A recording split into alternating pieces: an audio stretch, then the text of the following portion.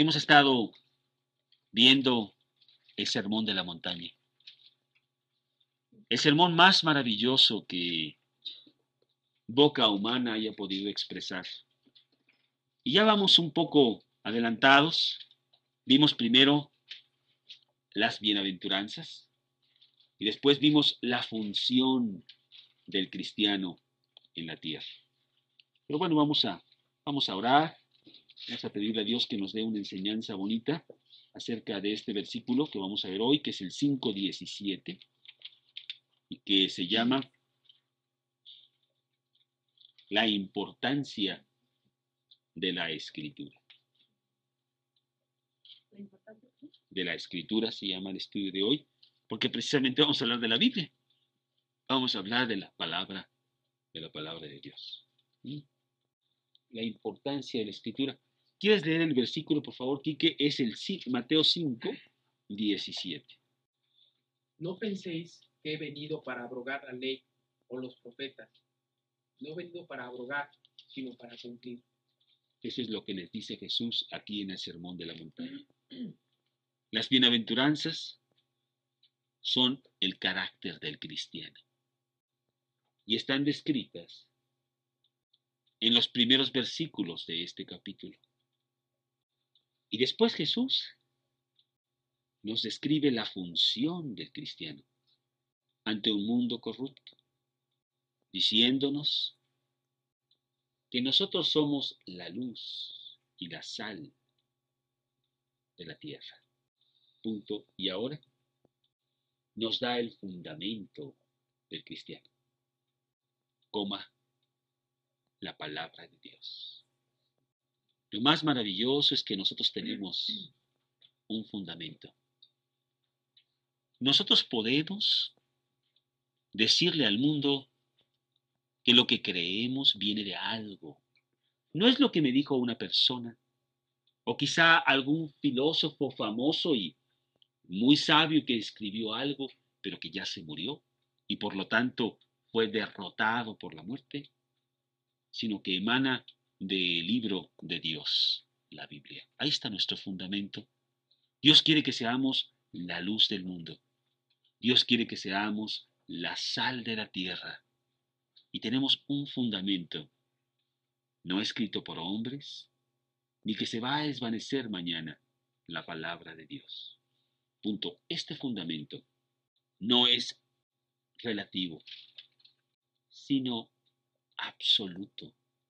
En un mundo actual en donde todo es relativo. A partir del siglo pasado, Hegel, Marx y todos esos filósofos que entraron, metieron una nueva filosofía que, bueno, ya venía desde tiempos antaños, pero ahora está muy de moda, el relativismo. Y nosotros vivimos en un mundo relativo. Todo es relativo, depende de cómo lo veas. Todo es malo o todo es bueno, depende de cómo lo veas. Y viene Cristo y te dice, estás equivocado. Yo tengo leyes absolutas que se basan en la palabra de Dios. Y sabes, este libro no es relativo, este libro es absoluto. No nos da juego y se basa en algo perenne, en algo que no cambia.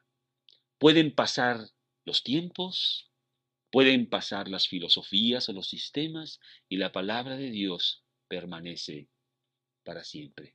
Mateo 23, Mateo 24. Mateo 24, 35. El cielo y la tierra pasarán, pero mis palabras no pasarán. Hay personas que dicen que la Biblia también es relativa, porque la Biblia es parte del sistema del mundo. Qué equivocados. La Biblia nunca podrá ser relativa. La Biblia es absoluta.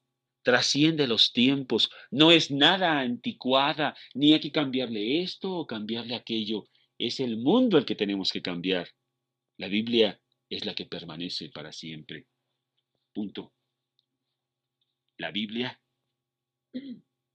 es la única absoluta verdad, declarada al hombre por Dios. Juan 14:6. ¿Alguien se lo sabe? Juan 14:6, a ver. Yo soy el camino y la verdad y la vida. Nadie viene al Padre si no es por mí.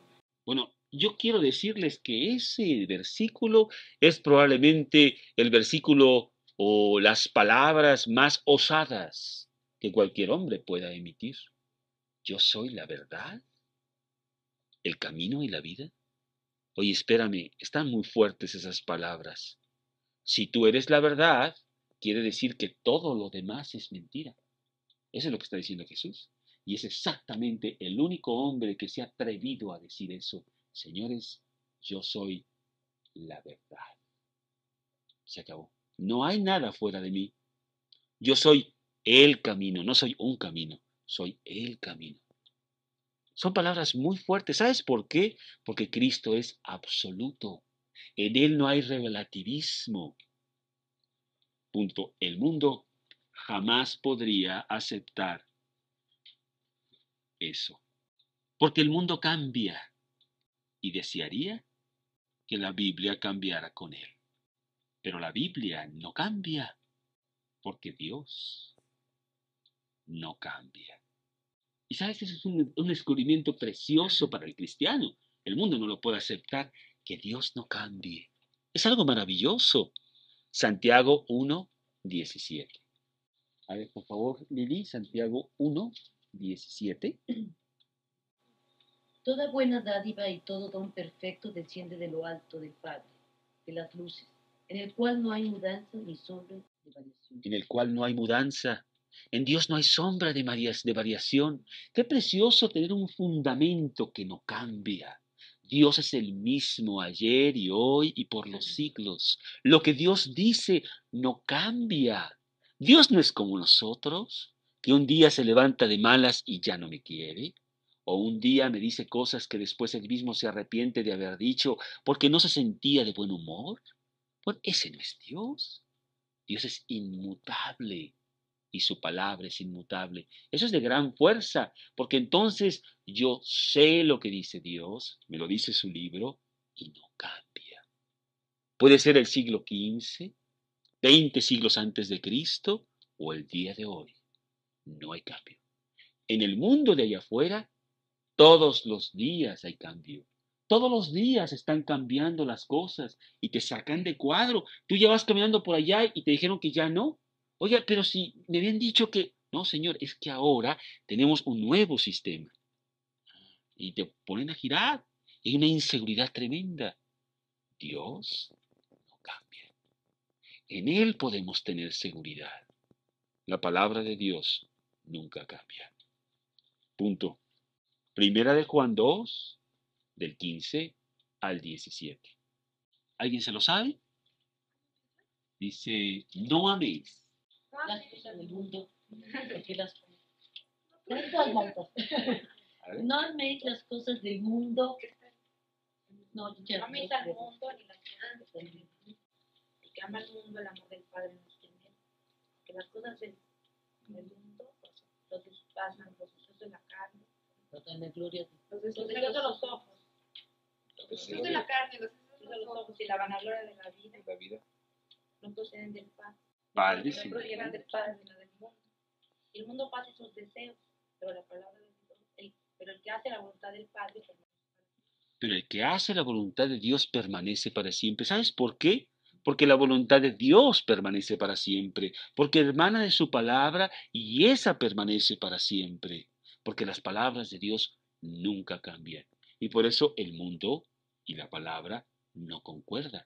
Agarramos de la palabra, como tú decías, algunas cositas. Lo demás es cuento, ¿eh? Eso, ¿cómo? Dios es cuento. Y para una niña, ¿verdad?, de 7, 8 años, es más obvio que para nosotros. Ellas no entienden, nosotros ya estamos tan acostumbrados a la mentira. Bueno, pues si alguien miente, bueno, pero una persona joven o niño, ¿verdad?, de 6, 7 años, no puede comprender eso. ¿Cómo? ¿Dios miente? No me cabe. Bueno, para nosotros que tenemos la palabra de Dios, sabemos que eso no puede ser. Dios no miente, Dios no cambia. la palabra de Dios no cambia. Punto y aparte.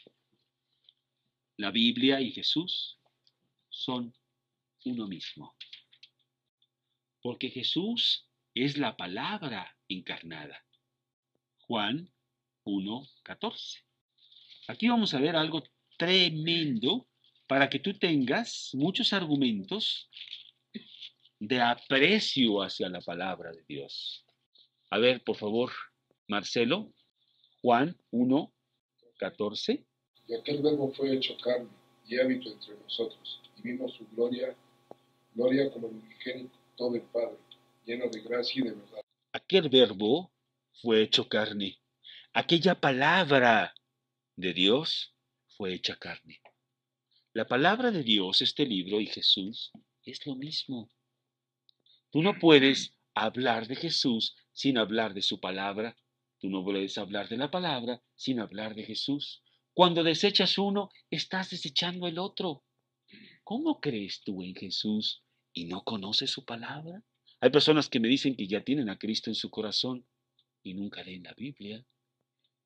Y yo digo, ¿cómo podría ser eso? ¿Podrías tú separar la palabra de Jesús o Jesús de la palabra? ¿Qué no son lo mismo? Juan 1, del 1 al 3. A ver, Marcelo.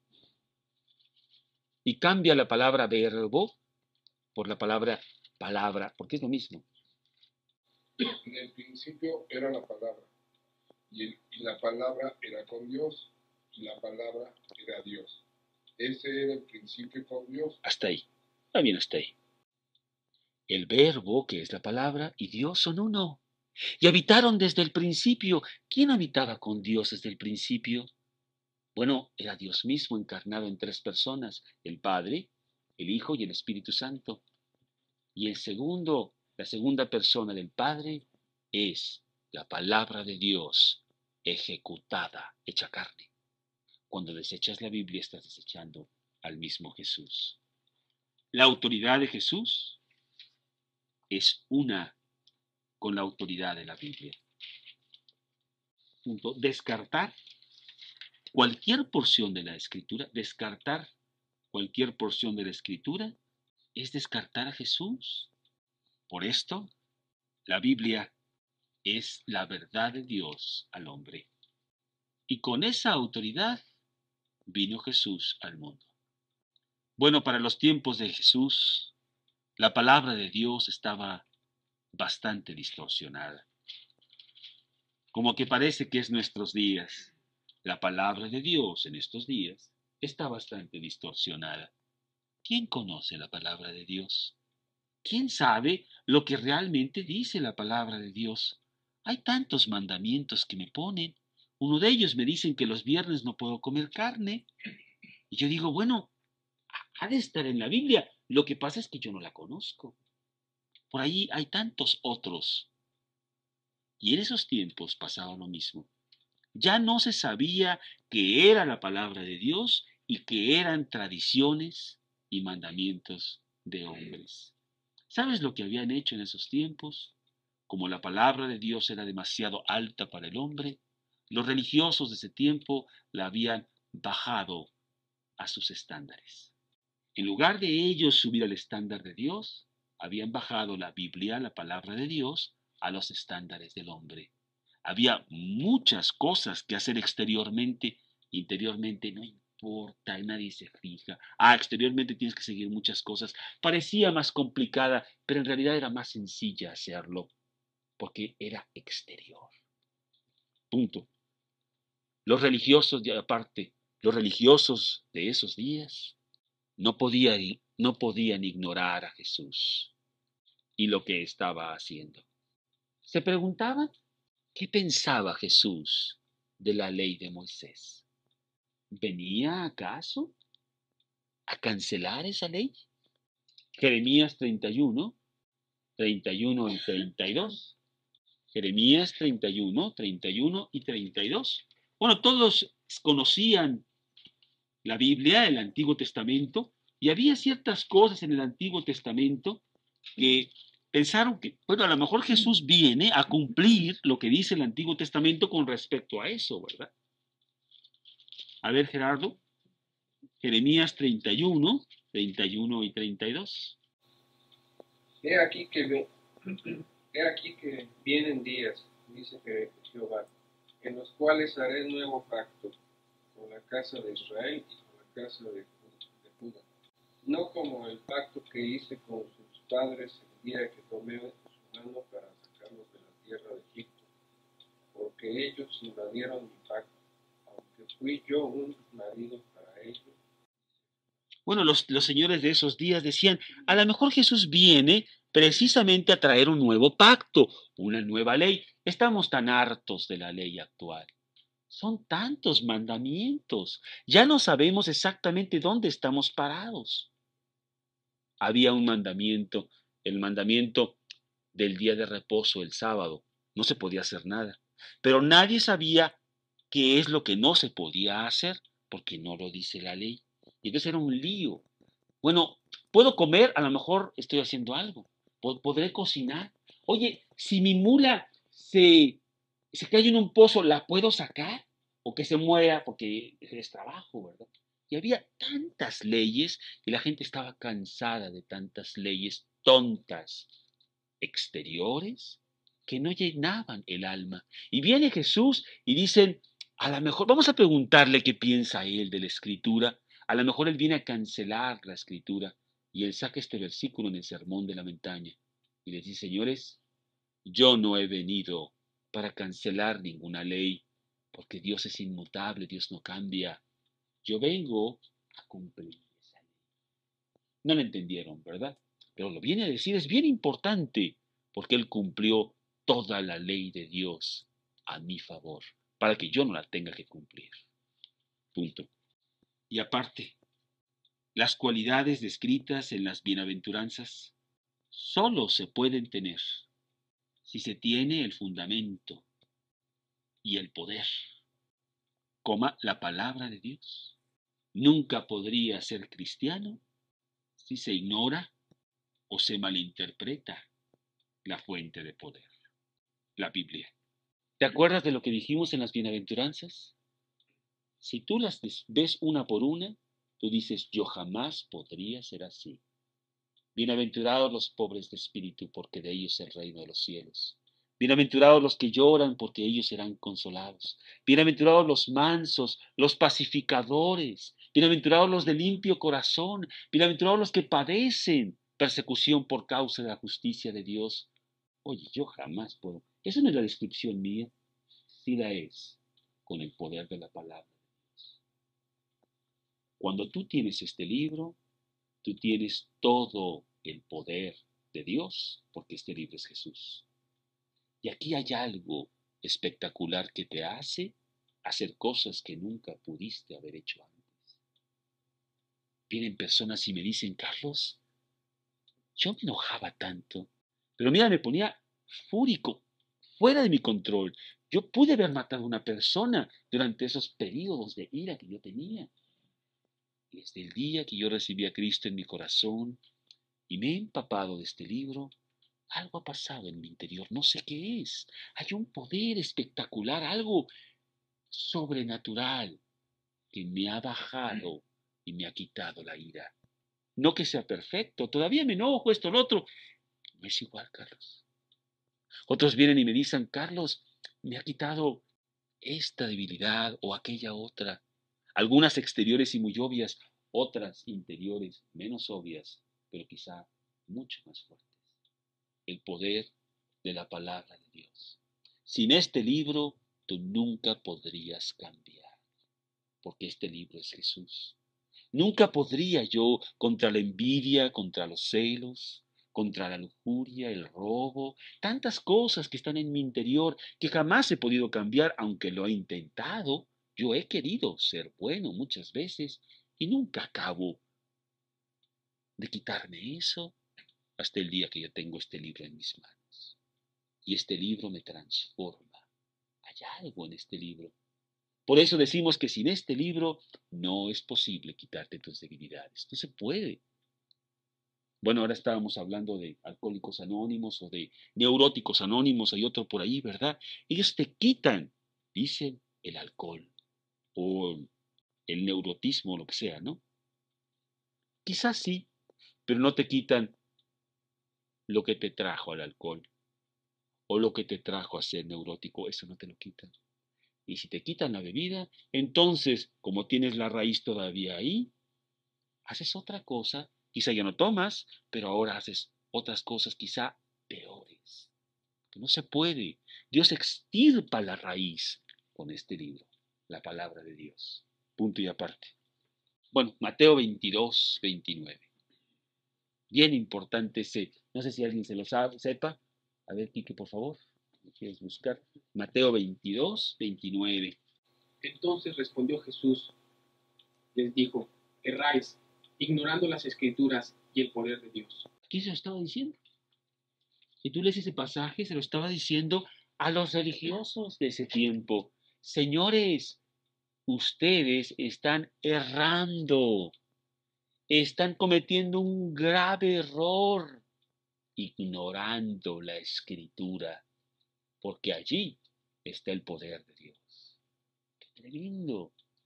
Y oye, espérame, si alguien conoce la escritura, soy yo, decían los fariseos. No, no la conoces. Porque aunque conozcas las palabras, no conoces el espíritu de la escritura. Por lo tanto, es como si no conocieras nada. En estos días, yo te pregunto, ¿cuántas personas estarán leyendo la Biblia en este México nuestro? ¿Llegará a 1%? Yo me sorprendería mucho si llegase al 1%. Entonces, están errando e ignorando las escrituras. Hay un grave error, porque de las escrituras emana toda la vida. Punto. Y aparte, las escrituras fueron escritas por Dios. Ah, pero si fuera puro pluma de Pablo. Fue Moisés el que escribió los primeros 5 libros. Y luego Isaías escribió otro. El último de Apocalipsis fue de Juan. ¿Cómo me dices que es de Dios? Si este libro no fuera de Dios, hace mucho que hubiera sido destruido. Más de 400 profecías se cumplieron el día de la muerte de Jesucristo, escritas en el Antiguo Testamento, muchas de ellas cientos de años antes de que viniera Jesús, y todas fuera del control de Jesús. Qué raro libro. Más de 40 escritores, de 3 diferentes continentes, a lo largo de 2000 años, y no hay una sola contradicción entre ellos. Qué raro libro. Tú pones a 5 escritores de la Ciudad de México aquí en el restaurante de la esquina y en una comida se agarran a patadas porque no se entienden entre ellos mismos. Y este libro concuerda totalmente. No tiene una sola contradicción. Es un libro inspirado por Dios. Primera de Pedro 1, 19 y 20. A ver, por favor, Jolis. Tenemos también la palabra profética más segura, a la cual hacéis bien en estar atentos, como a una antorcha que alumbra en lugar oscuro, hasta que el día esclarezca y el lucero de la mañana salga en vuestros corazones. Entendiendo primero esto, que ninguna profecía de la Escritura es de interpretación privada, Y el 21 también, apúntalo por ahí porque es muy importante. porque nunca la profecía fue traída por voluntad humana, sino que los santos hombres de Dios hablaron siendo inspirados por el Espíritu. Los santos hombres de Dios hablaron siendo inspirados por el Espíritu Santo. Muchos de ellos ni siquiera entendían lo que estaban escribiendo, dice otra parte de la Escritura ahí en Pedro también. No entendían. Y Dios le dice a Juan ahí en Apocalipsis, escribe. No entiendes nada, tú nomás escribe. Para las generaciones posteriores, tú no vas a entender. Así es la Escritura, es escrita por Dios. Punto. La ley fue dada por Dios a Moisés en el Sinaí. Y no solo se refiere a 10 mandamientos dados en tablas de piedra, dados en tablas de piedra, sino también a juicios y ordenanzas para que su pueblo conociera el código divino. Deuteronomio 4, 13 y 14. 4, 13 y 14.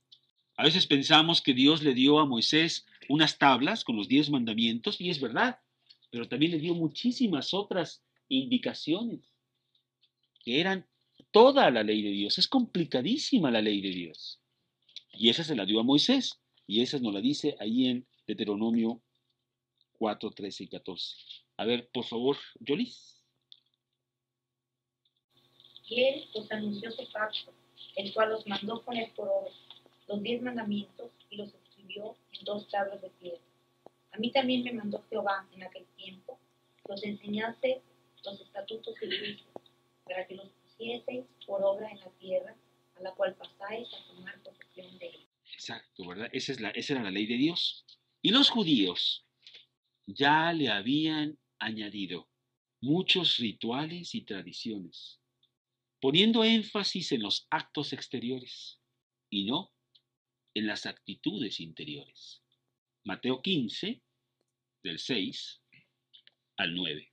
Y es que lo que habían hecho es bajar la ley de Dios a sus estándares. Es muy sencillo hacer actos exteriores sin importar lo que pasa adentro. Yo me puedo ir hincado de aquí hasta Laredo, no hay problema. Si me lo exigen y tengo que hacerlo, lo hago. Pero por dentro, a lo mejor estoy pensando diferente. Y así habían hecho ellos muchas cosas exteriores que no valían nada. A ver, por favor, Gerardo, Mateo 15, del 6 al 9. 7 al 9. Hipócritas, bien profetizó de vosotros Isaías cuando dijo: Este pueblo de labios me honra, mas su corazón está lejos de mí, pues en vano me honran enseñando como doctrinas mandamientos. Bueno, parece que estamos hablando también de nuestros días. Hay tantos mandamientos que seguir. Me dicen que tengo que ir a ponerme un poquito de ceniza un miércoles porque si no, un lío, no sé qué tanto, ¿verdad? Y yo digo, ¿y dónde estará eso en la palabra de Dios? ¿Quién sacó ese ritual? ¿No será un mandamiento de hombre como tantos otros? O a lo mejor no conozco la palabra de Dios y sí está aquí, pero es que no sé dónde está. Y al conocer la palabra de Dios me doy cuenta de que son mandamientos de hombres. Y eso no es lo que quiere Dios. Punto. Y aparte, la expresión la ley y los profetas era bien entendida como el Antiguo Testamento. Dice Jesús, no penséis que he venido para abrogar, para cancelar, para anular la ley o los profetas. ¿Pero cuál ley estamos hablando? ¿La ley de Dios? ¿Sabes que a Jesús lo criticaban mucho porque no seguía los rituales? Un día estaban ahí los discípulos comiendo en el día de reposo porque pasaban por un campo y estaban arrancando trigo, ¿verdad? Ah, estos señores están trabajando en el día de reposo. Y Jesús les dijo, yo soy dueño del día de reposo, porque yo soy el que puse el día de reposo. Ay, pero tus discípulos ni siquiera se lavan las manos y entonces están contaminando algo importante. No, señores, lo que contamina al hombre no es lo que entra al cuerpo, es lo que sale del corazón, lo que contamina al hombre. Ustedes están malinterpretando la ley de Dios. Él vino a cumplir la ley, pero él no vino a cumplir ninguna de las tradiciones de los hombres. La ley de Dios, esa la voy a cumplir, y la cumplió. Pero la ley de los hombres, esa sí no sé. Ese es problema de ustedes. Ahí mismo en el Sermón de la Montaña vamos a ver muy pronto cómo él se enfrenta a los fariseos y les dice, señores, ustedes conocen la ley. Y les dice, ¿oísteis que fue dicho de los antiguos, no matarás? Ah, sí, claro. Y citaron el versículo de Deuteronomio, no sé qué. Ah, te lo sabes muy bien. Pues yo os digo que todo aquel que odia a su hermano en su corazón, ya fue culpable de juicio. Sí, la ley va más allá de no matarás. La ley va más allá de no fornicarás. La ley va más allá de odiar a tu prójimo. Es una actitud del corazón. Y los fariseos no entendían eso. Se lo dice a través de todo el sermón de la montaña. Punto y aparte. La palabra de Dios fue confirmada por los profetas. Punto. Todos ellos hablaron de parte de Dios. Y por lo tanto sus escritos fueron o vinieron a ser palabra de Dios. Vamos a ver algunos ejemplos. Isaías 1:2, Jeremías 1:2, Ezequiel 2:1, Oseas 1:1. Bueno, todos estos hombres que son parte del Antiguo Testamento y que están incluidos en la palabra de Dios, ¿por qué? Porque Dios les dijo que hablaran de esa manera. Isaías 1:2. A ver, Mima, por favor. Oíd, cielos, y escucha tú, tierra, porque habla Jehová. Crié hijos y los engrandecí, y ellos se rebelaron contra mí. Habla Jehová. Es Jesús, es Dios el que está hablando, ¿verdad? Por lo tanto, el libro de Isaías es palabra de Dios. Jeremías 1:2. Palabra de Jehová que le vino en los días de Josías, hijo de Amón, rey de Judá, en el año 13º de su reinado. Palabra de Jehová. Ezequiel 2:1. Me dijo, hijo de hombre, ponte sobre tus pies y hablaré contigo. Palabra de Jehová. Oseas 1:1, que es el par de libros siguientes. Después de Daniel. Palabra de Jehová que vino a Oseas, hijo de Ber, en días de Uzías, Jotam, Acab y Ezequías, reyes de Judá, y en días de Jeroboam, hijo de Joás, rey de Israel. Palabra de Jehová que vino a Oseas, por lo tanto es parte de la Biblia. Punto y aparte. La palabra de Dios fue cumplida en Cristo. Todo el Antiguo Testamento, maravilloso, tan complicado que es, Jesús lo cumplió. Y Jesús dijo en el Sermón de la Montaña, no he venido para cancelar la ley y los profetas. ¿Sabes para qué he venido? Para cumplirla. La ley de Dios que ustedes han bajado de este nivel a este nivel con sus tradiciones y con sus mandamientos de hombres, yo la vuelvo a levantar al nivel que debe de ser y yo la cumplo para que tú no la tengas que cumplir y puedas entrar al cielo. Y en esa frase tan preciosa, Jesús nos da una revelación tremenda. Yo cumplo lo que Dios demanda para que tú entres al cielo. Y lo cumplo hasta la última jota, hasta la última coma. Todo a tu favor para que tú no la tengas que cumplir y puedas entrar al cielo en total perfección. Punto. Jesús vino a cumplirla porque Él es la palabra de Dios. Hebreos 1, del 1 al 3.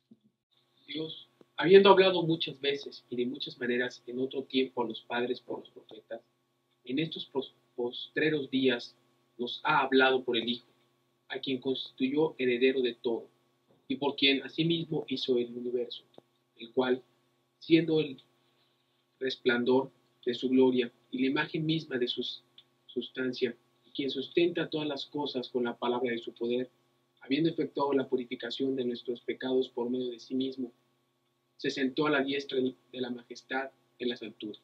Jesús sustenta todas las cosas por la palabra de su poder. Punto. Jesús cumplió la ley moral porque nunca pecó y vivió la vida perfecta de Dios que demanda de ti. Primera de Juan 3:5. No, sí, 3:5. Primera de Juan 3:5. A ver, Luz, por favor. Sabéis que Él apareció para quitar nuestros pecados y no hay pecado en Él. Bueno, tú sabes que Jesús nunca pecó. Si hubiera pecado una sola vez, Él necesitaría un Salvador que lo salvara a Él, ¿verdad? Él no entraría al cielo jamás porque Dios exige perfección. Pero Él nunca pecó. Él vivió la vida perfecta que Dios exige de ti para que tú no tengas que ir al infierno y puedas ir al cielo. Porque Él fue tu sustituto en la vida y en la muerte. Punto. Y Jesús también cumplió los juicios al arrancar a Israel como la pregonera de Dios, pues ellos no fueron un testimonio a Dios. Mateo 27-25. Exacto, de qué terrible maldición se echaron los judíos a cuestas, porque ellos, no habiendo cumplido la comisión, les era quitada. Iban a ser maldecidos por haber matado al Mesías. Y Jesús también cumplió todas las ceremonias judaicas que Dios demandaba para cubrir los pecados de Israel, porque el sacrificio de Dios se llevó a cabo en la cruz. Hebreos 10, del 19 al 22. Tú sabes que la ley de los judíos era muy complicada en cómo entrar en el lugar santísimo y las diferentes ofrendas y los sacrificios. Era complicadísimo. Y Jesús dice, yo cumplo todo en un solo acto. Yo mismo me sacrifico a mí mismo y muero como el Cordero de Dios en la cruz para que ya no tengan que hacer ningún ceremonial más ustedes, cero. Yo cumplo todo con un solo sacrificio. A ver, Joris, por favor. Así que, hermanos, teniendo libertad para entrar en el lugar santísimo por la sangre de Jesucristo, por el camino nuevo y vivo que Él nos abrió a través del velo, esto es, de su carne, y teniendo un gran sacerdote sobre la casa de Dios. Así Él es el sacrificio. ¿Tú sabes lo que quiere decir misa? ¿Qué quiere decir misa? ¿Por qué? Porque toda la ley judaica del Antiguo Testamento estaba basada en sacrificios de animales. Y tienen que volver a sacrificar constantemente, como se hacía en el Antiguo Testamento. Todos los días tenían que sacrificar animales. Y todos los días se tienen que hacer sacrificios. ¿Pero cómo? Entonces el sacrificio que hizo Jesús en la cruz no fue suficiente. Dice, si lo quieren apuntar, Hebreos 9:28. Así también Cristo fue ofrecido una sola vez para llevar los pecados de muchos y aparecerá por segunda vez en relación con el pecado para salvar a los que le esperan. Un solo sacrificio, una sola vez. Ya no se necesitan más sacrificios. Él cumplió toda la ley. El sacrificio de la cruz es único. Ya no necesitamos más misas, ¿sí? Más sacrificios. 9:28. 9:28. Y así en el año 70, el templo de los judíos fue destruido para que ya no pudieran hacer más sacrificios. Fíjate que ese día, cuando Jesús estaba muriendo en la cruz, pasó algo sorprendente. Había un lugar en el templo de Dios que se llamaba el lugar santísimo. A ese lugar solamente se podía entrar una sola vez al año y solamente el sumo sacerdote, con una sola de rituales y cuánto, ¿verdad? Por unos cuantos minutos, el 15 de octubre, el día de la expiación, nada más. Si entraba otro día o si entraba sin los rituales, moría adentro. Es más, llevaba unas campanitas por si, y una soga, por si moría adentro, ya no seguían las campanitas, lo sacaban, ¿verdad? Porque si no entraba exactamente, era fulminado por Dios, porque ahí estaba la presencia de Dios. El lugar santísimo era donde habitaba Dios. Nadie podía entrar ahí. Y el sacerdote entraba una vez al año para ofrecer los sacrificios de Israel por ese año, para cubrir los pecados de todo lo que habían hecho, ¿verdad? Y ser aceptos a Dios una sola vez. Ese día, cuando Jesús muere en la cruz, y se está celebrando al mismo tiempo en el templo el sacrificio del Cordero Pascual, algo sorprendente pasa. Dice Mateo 27, y te vamos a apuntar la cita, el velo del templo se rompió de arriba a abajo. Había un velo y era un velo de cadenas, o sea, era un velo metálico para la entrada al lugar santísimo. Ahí no había luz, no podía entrar luz, porque la luz emanaba de adentro, era Dios, ¿verdad? Y ese día se rompe el velo. En el momento en que Cristo está muriendo en la cruz, Qué raro. ¿Qué quiere decir eso? Que al morir Cristo en la cruz, todo aquel que quiere puede entrar en el lugar santísimo cuando le dé la gana, sin ningún ritual, para siempre. Y nosotros tenemos acceso a ese lugar santísimo ahora. Entrar a la presencia de Dios, hablar con Dios en la tarde, en la mañana, el día de la expiación y cualquier otro día. Porque Cristo reconcilió nuestros pecados o a nosotros con Dios. Mateo 27, 51.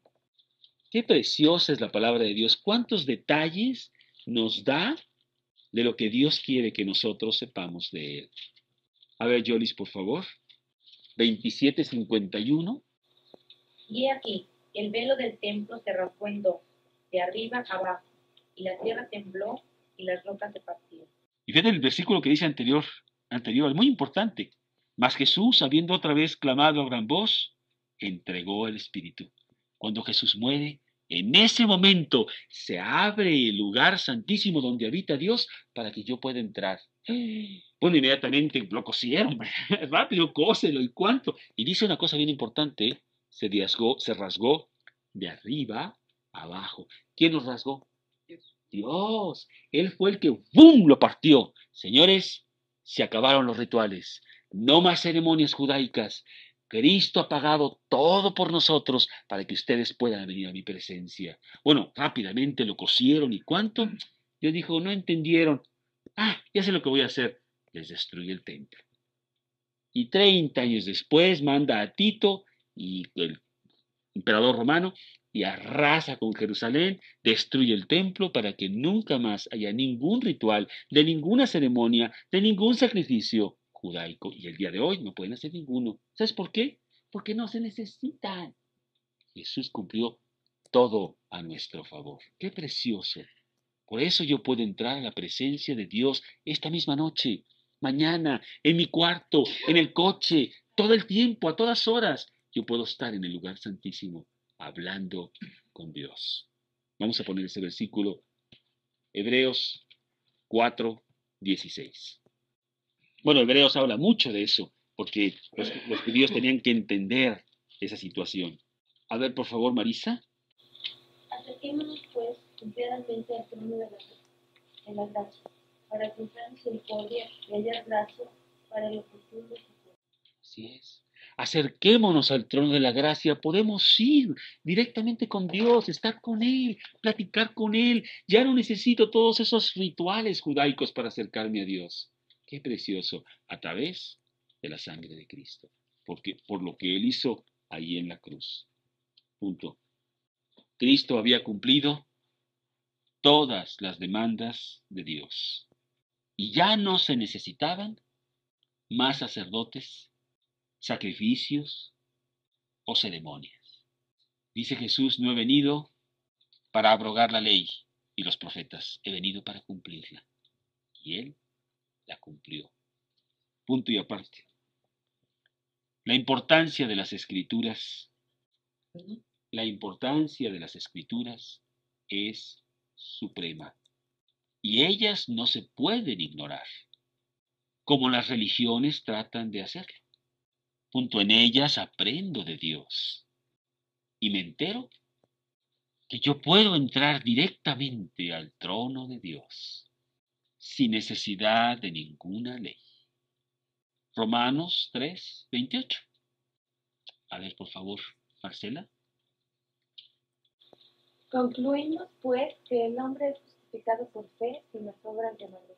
Claro, ya no tengo que seguir los mandamientos de la ley de Dios. Ya no tengo que hacer una serie de sacrificios o mandamientos de hombre. Es por fe.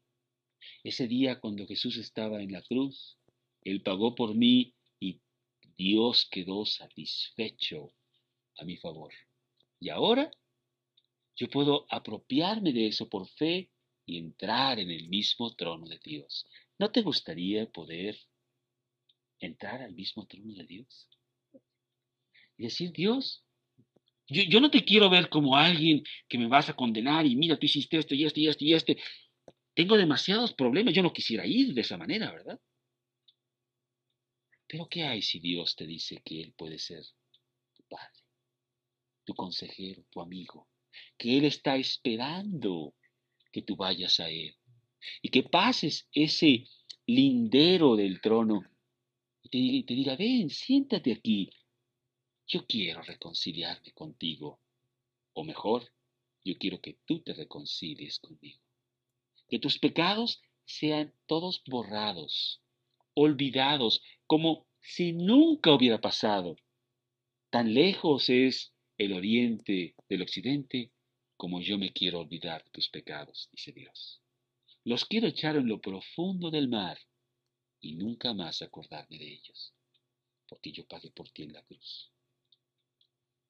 ¿Cómo podrías tú llegar al trono de Dios? Siendo una pecadora porque has pecado. Y el pecador no puede entrar a la presencia de Dios. ¿Sabes cómo? A través de lo que Jesús ya hizo. Jesús cumplió toda la ley por ti, para que tú ya no tuvieras que cumplir nada de ella y apropiarte de Jesús por fe. Poder reconciliarte con Dios. Y lo primero que Él hace es regalarte el cielo. Tremendo.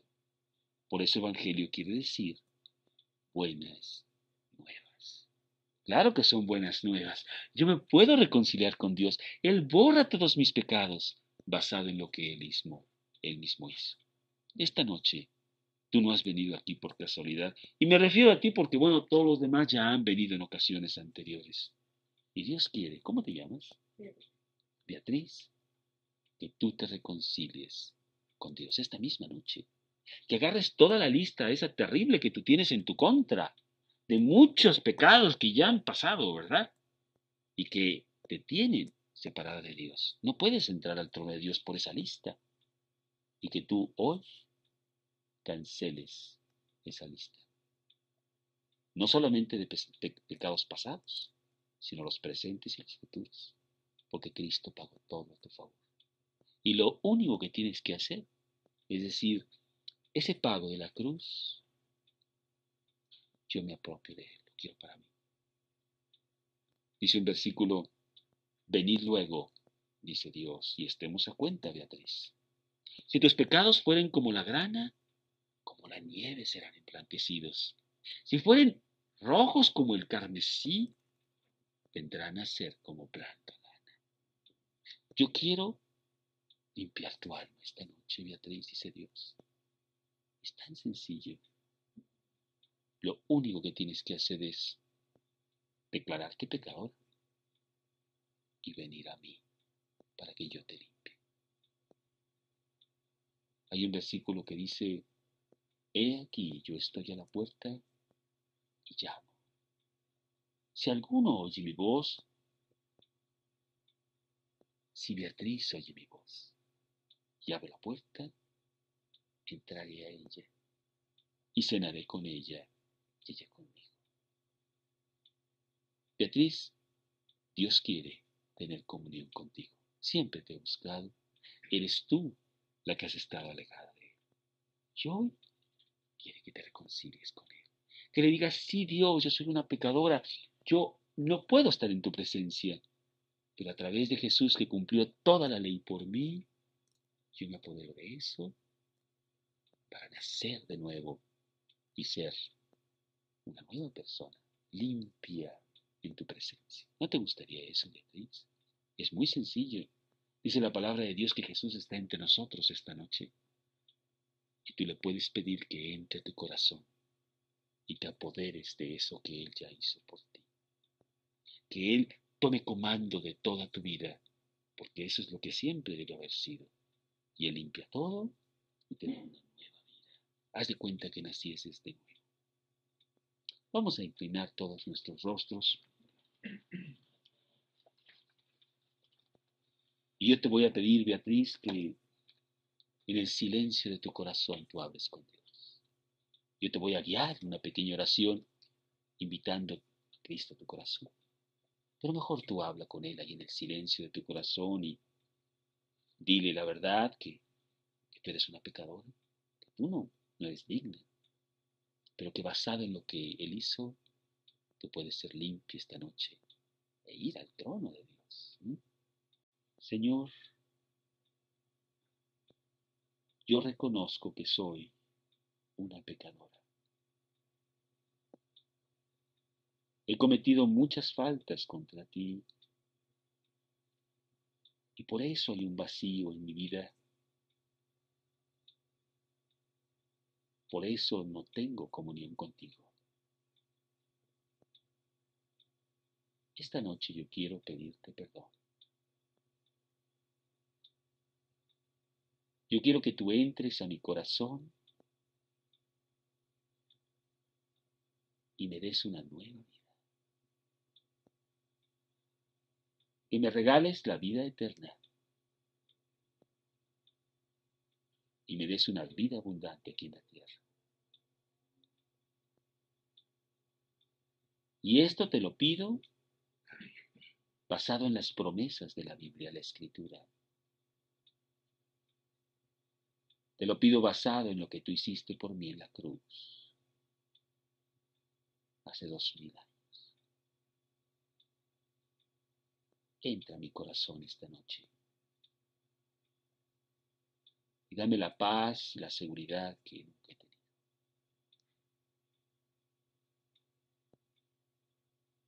Te lo pido en el nombre de Cristo Jesús.